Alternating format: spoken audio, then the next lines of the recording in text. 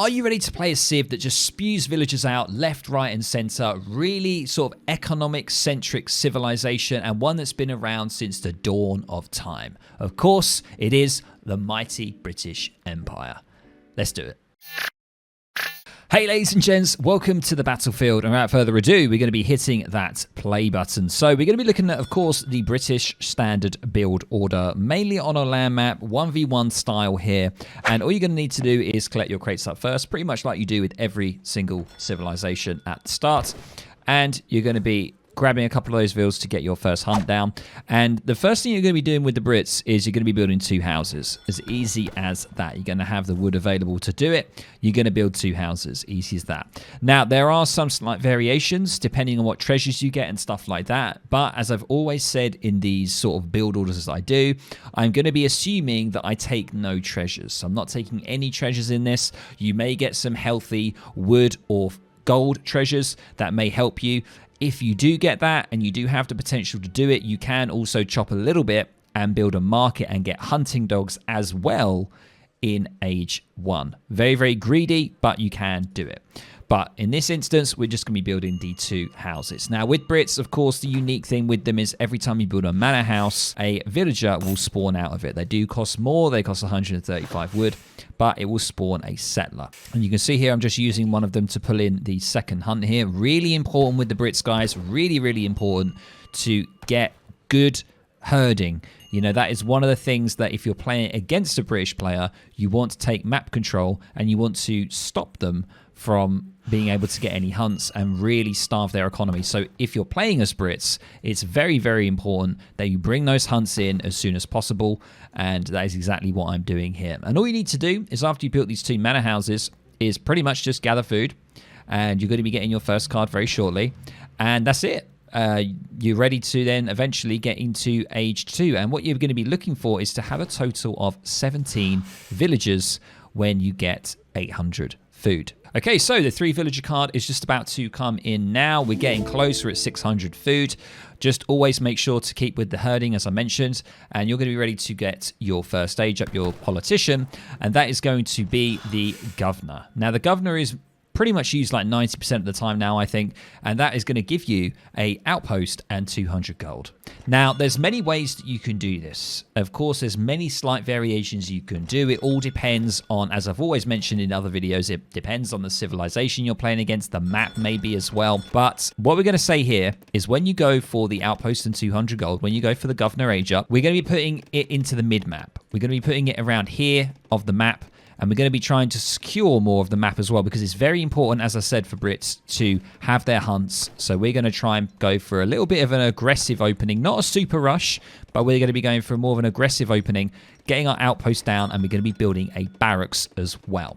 So what we do in transition is we move majority of villas over to wood. We build a market, and then we want to get hunting dogs. So we really want to get hunting dogs. You may already have the gold from a treasure, but of course I've got no treasures here. I'm not picking any up.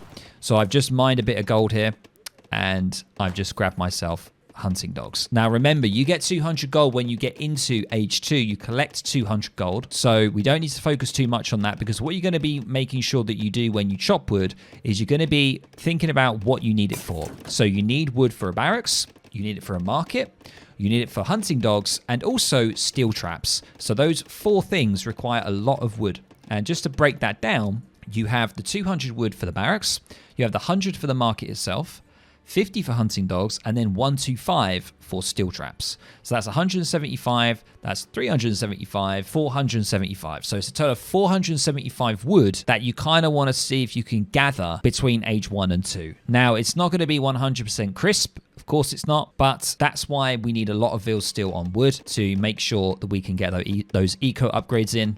They are very, very important. So you can see now I've aged up. Outpost is coming in. The 200 coin is sat at the TC, and you'll get your second card available.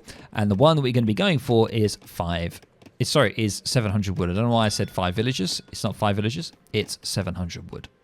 And 700 wood is going to be great because it's going to enable you to build more manor houses and get more villagers. And it means that you can start to take off a few of your villas off of wood and focus on resources for your musketeers. So you're going to be building this barracks. It's now down. Fantastic. And you're going to be wanting to train your first batch of musketeers. And you're going to be wanting to get steel traps like I am here from the market. Something also that I actually forgot to get here is in transition from age 1 to 2, make sure you get gang saw. It's 100 food and it's really going to help your villagers when they are chopping wood, because you're going to be chopping wood throughout the game quite a lot.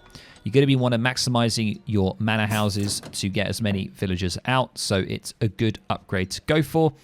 You can see here, I managed to get the first batch of musketeers through, which is great.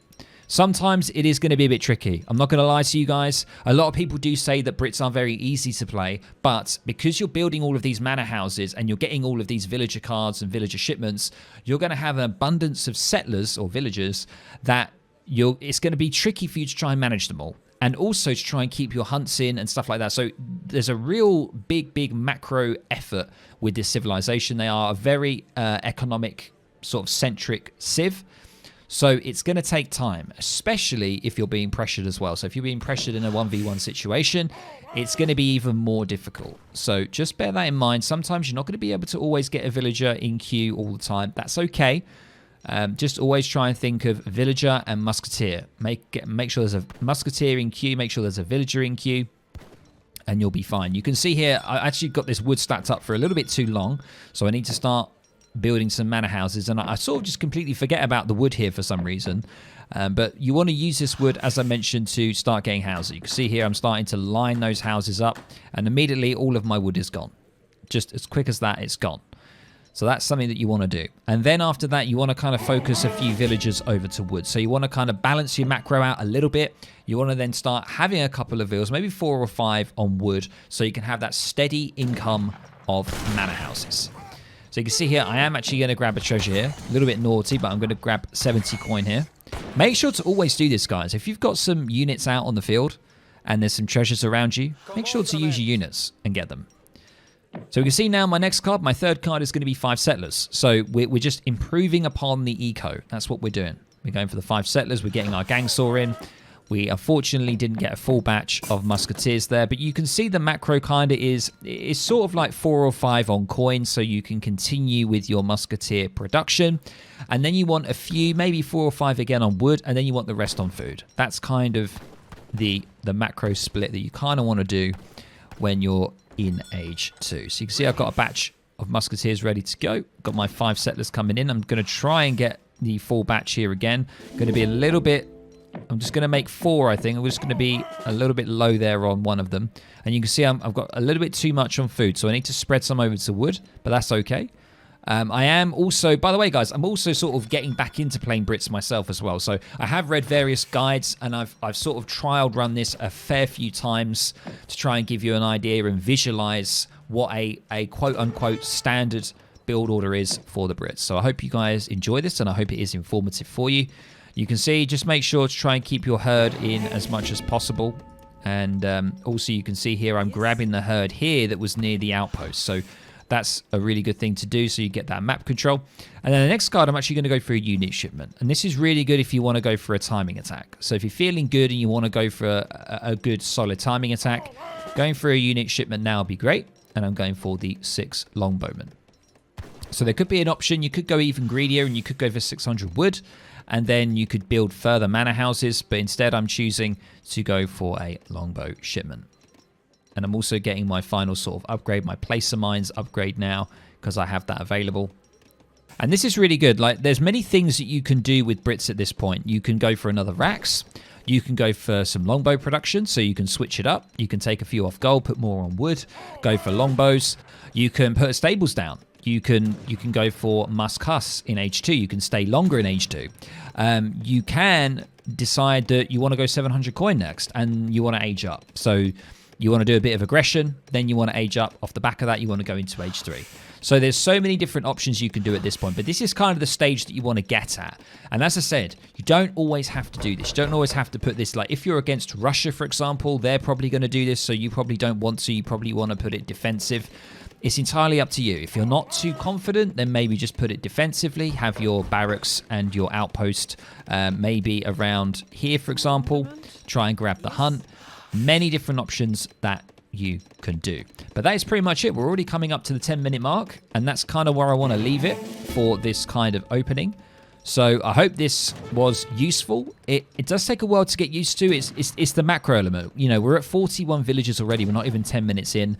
And you can see my next card here is 700 coins. So in this instance, I might be wanting to thinking, you know, I might be thinking I want to age up at some point. You know, depending on how this fight goes, I might want to commit and stay in H2 and win. Or I might want to back off slightly and decide that I want to go H3. So lots of different choices. And of course, there's the stables going down. So I hope this was really informative for you guys. I'm pretty much going to leave it there. I think I've got this one in the bag anyway. I think he's going to be GGing very shortly. But I'm going to pause it there. I hope you guys enjoyed this. It was a very quick run through. Make sure to go back through the video and have a look at what I've said and everything. The main difficulty with the Brits is managing your villagers, keeping the hunts in, and managing macro really efficiently and properly to match what you're producing from your barracks, from your stables, and what your plan is. It's very, very tricky. This civ is not a slow burner civ. You get villagers really quickly. They're coming out all the time. You've got the 3 vil shipment, the 5 vil shipment. You've got 700 wood that's going to get you like 4 or 5 manor houses. So you're going to be getting another 4 or 5 vils from that. So a lot going on. But I hope this helped you in some way. And of course, let me know down in the comments below if it does, of course. And if there's anything that I missed out, of course, please do let me know. But there we go, guys. Wrapped up in a nutshell for you.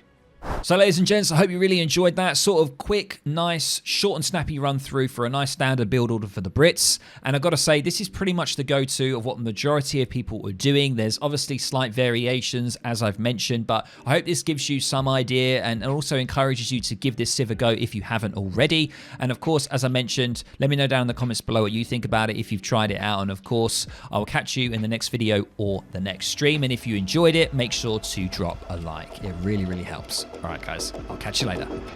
Bye.